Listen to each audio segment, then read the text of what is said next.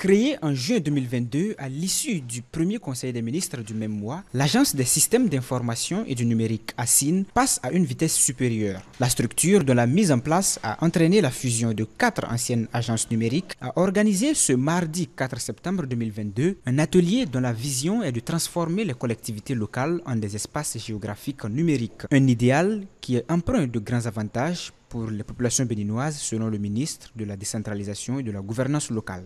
La digitalisation contribuera d'une part à réduire la fracture numérique des communes par la fluidité et l'accessibilité à l'information, d'autre part à améliorer l'attractivité des territoires, puis enfin à offrir des outils de proximité et de mise en relation avec les administrés.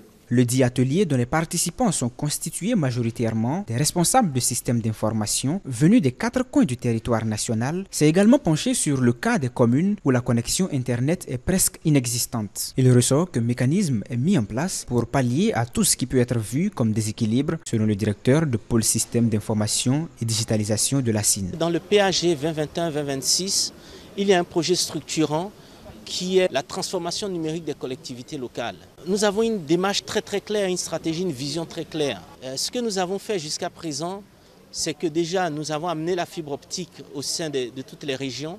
Ce que nous avons fait ensuite, c'est que nous avons mis en place le réseau national de l'administration et nous avons interconnecté 187 sites du sud, du centre, du nord. Aujourd'hui, la connectivité arrive à l'entrée des mairies.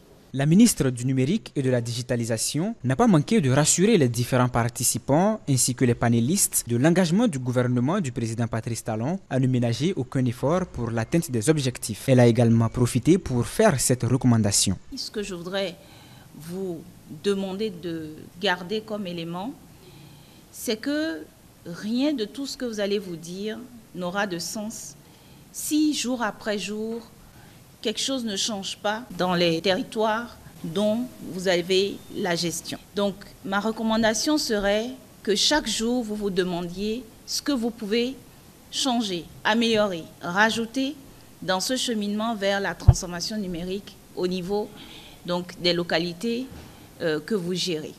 Ça commence par exemple, un exemple tout simple, par l'utilisation d'une adresse email professionnelle. Cet atelier de réflexion qui a duré 24 heures a abouti à la prise de plusieurs résolutions devant être mises en œuvre pour une réelle et efficace transformation numérique des collectivités locales.